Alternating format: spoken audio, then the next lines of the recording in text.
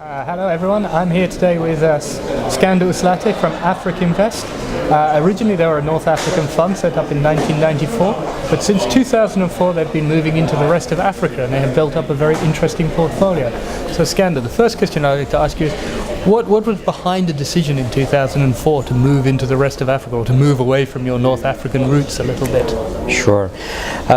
Actually, our North Africa experience started in '94, as you mentioned, and we've built an expertise across different sectors and different industries, and together with some of our historical LPs, we identified the opportunity in Sub-Saharan Africa, and they encouraged us actually to look south and to go into Sub-Saharan Africa. Our venture started in 2004 with a few local investment partners, and so we wanted to replicate the success and the track record that we've built in North Africa and replicate that in Sub-Saharan Africa. So there's an interesting trend going on in Africa now of growing into African investment across sectors. Absolutely. And I'm curious, is there one thing that you think you bring from your North African experience that's very valuable in the rest of Africa?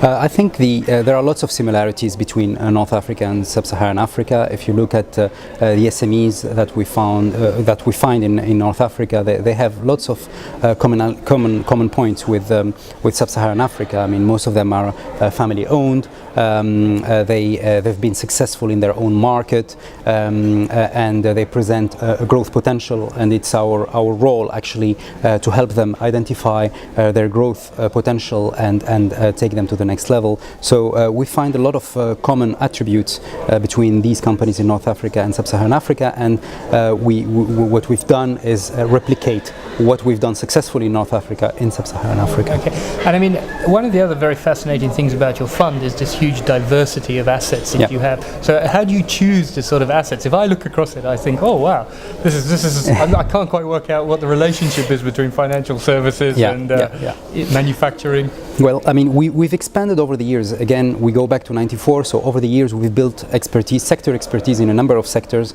such as the financial sector being one, but also education, healthcare, manufacturing, and you see a number of investee companies in these sectors in our portfolio. We usually do not invest in a sector that we don't have an expertise in. For example, we identified a good opportunity in the oil and gas sector a couple of years ago, and because we don't have that expertise in-house, we invited a co-investor in that sector to look at it jointly and bring the maximum of sector expertise to the table before we make such an investment.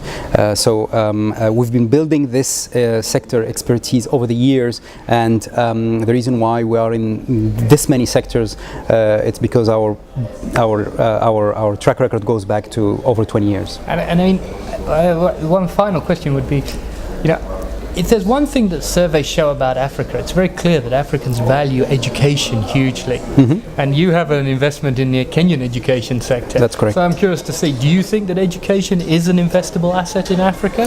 Absolutely. It's a very interesting asset class. The